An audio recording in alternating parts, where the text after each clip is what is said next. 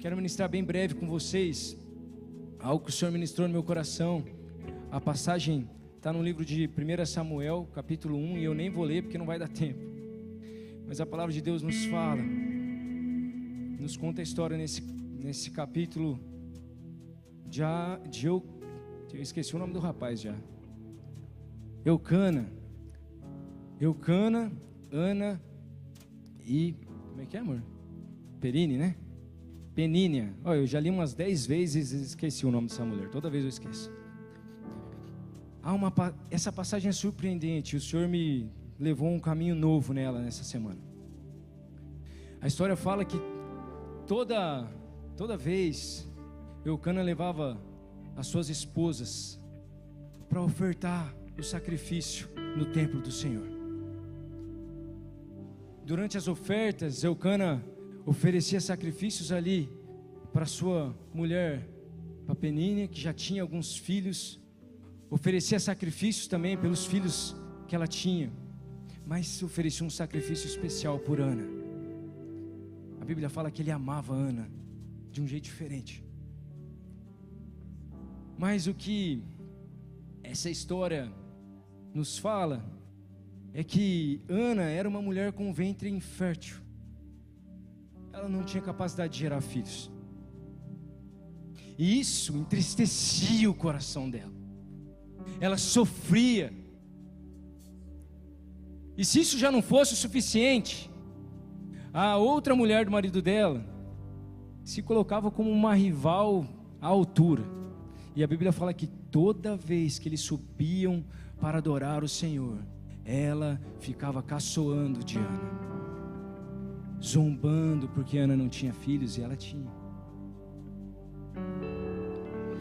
A Bíblia fala que Ana por várias vezes chorou, e ela ficava sem comer,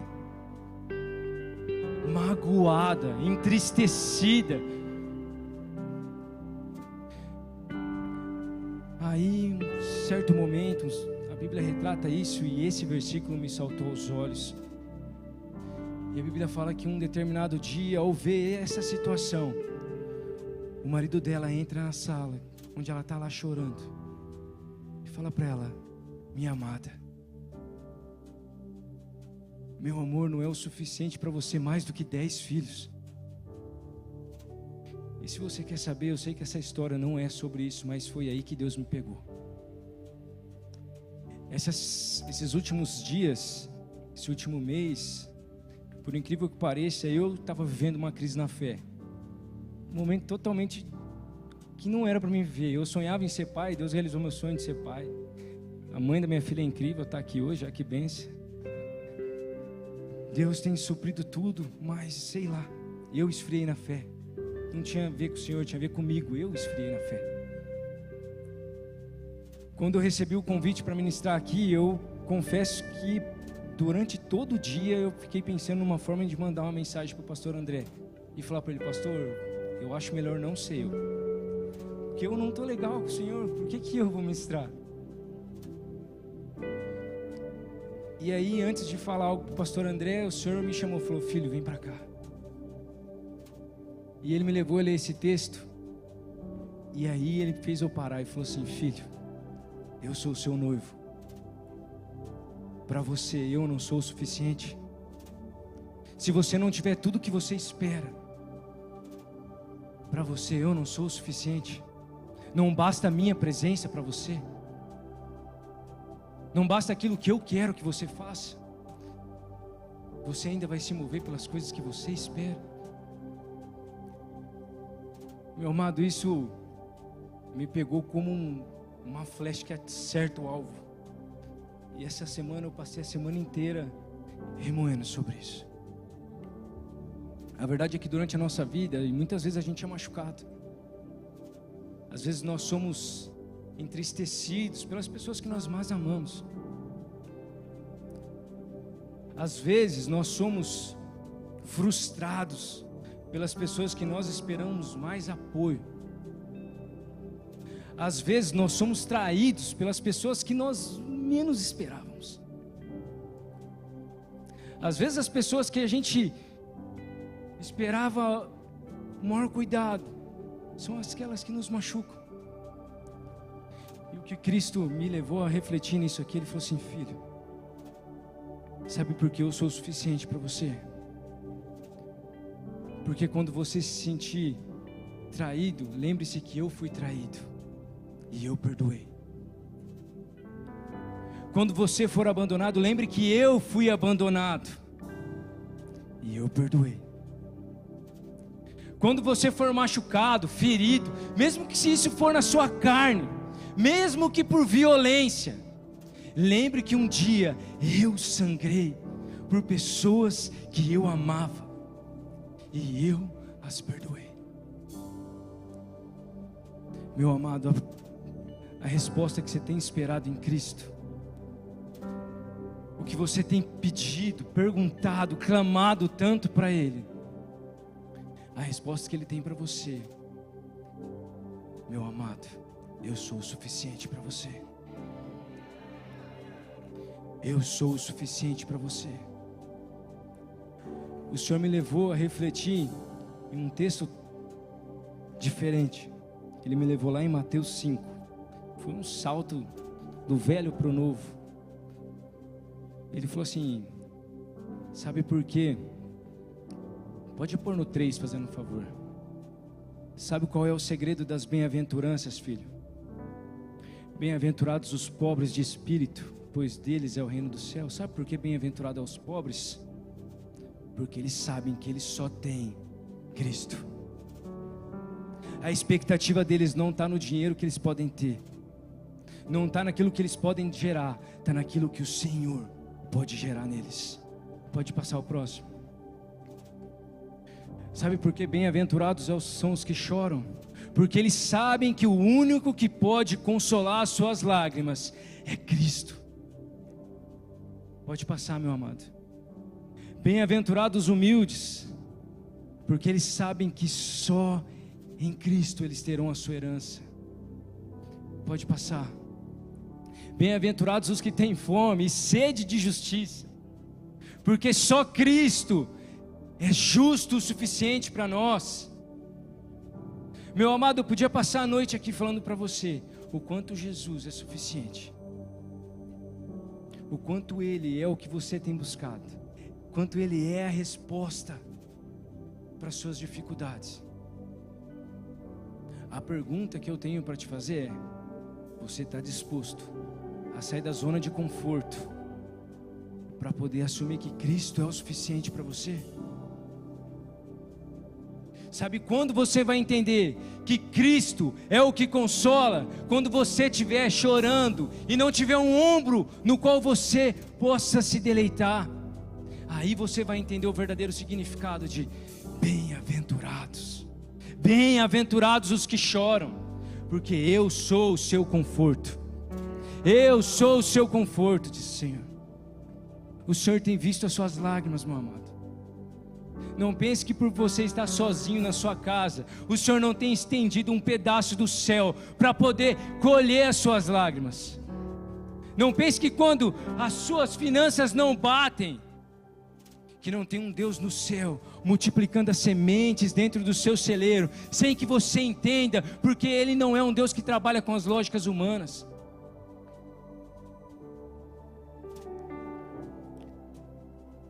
Mas uma outra coisa que esse texto me ensinou, está lá na sequência de Samuel, 1 Samuel, vamos voltar para lá, porque Ana nos ensina um segredo que a gente já conhece.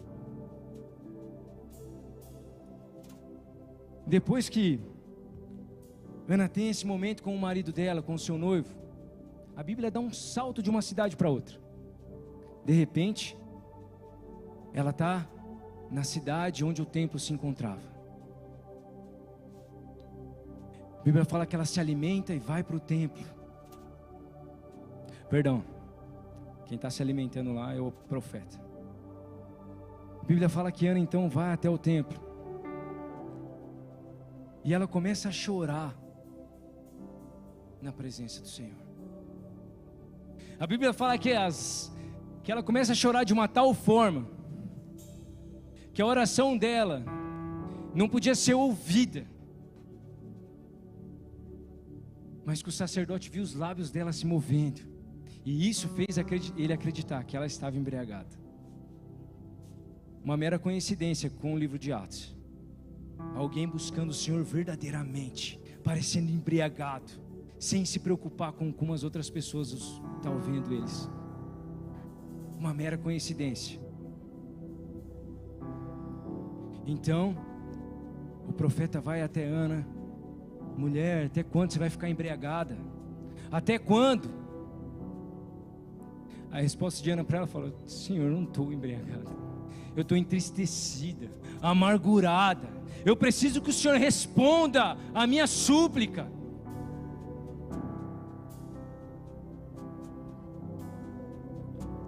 Vou fazer um resumo bem breve. O profeta então fala para ela: filha, vá para sua casa e que Deus atenda o seu clamor. A palavra fala que Ana já foi feliz no caminho, recebeu a palavra, recebeu a palavra. Ana chegou na sua casa, dormiu com o seu marido, concebeu o seu filho. Ei, um ventre infértil, algo considerado impossível, não é impossível para o Senhor, meu amado. A sua causa pode parecer impossível para você, pode parecer difícil para nós, aos olhos humanos, mas aos olhos do Pai, basta uma súplica verdadeira para que você seja atendido. Ana não deu à luz a qualquer menino, ela gerou Samuel. Ana então cumpriu a promessa que ela tinha feito ao Senhor: se o Senhor me der um filho, eu consagro ele ao Senhor e levo ele no seu templo, e ele vai viver lá todos os dias da vida dele. Quando Samuel desmamou, Ana leva ele para lá. E eu me faço uma pergunta: como pode alguém orar tanto para algo, pedir tanto para o Senhor um filho, e quando o Senhor dá esse filho, ela tem coragem de entregar para o Senhor? A resposta para o posicionamento de Ana são duas. Ana tem vários filhos depois de Samuel, porque Deus não fechou o ventre dela. Ela foi fiel ao que ela prometeu ao Senhor. Deus foi fiel ao que prometeu a ela.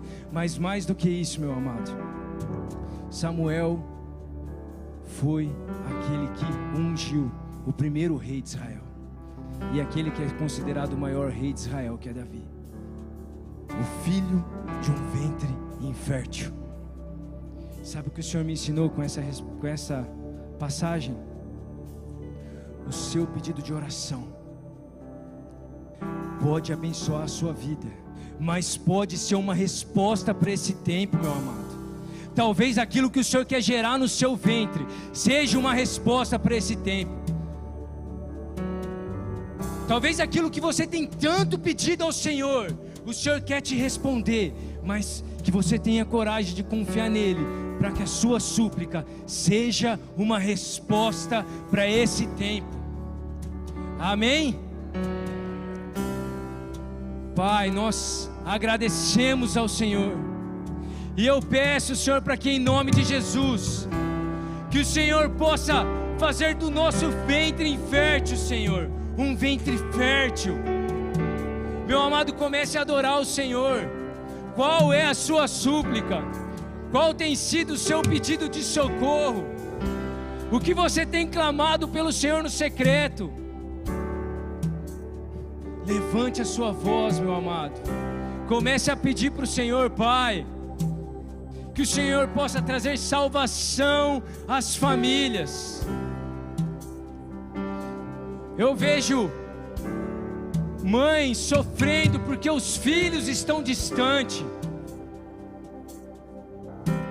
e o coração doloroso por não ver o filho na presença do Senhor. E o Senhor te diz: descansa, porque eu sou aquele que faz a boa obra. Aquele que prometeu é fiel para cumprir.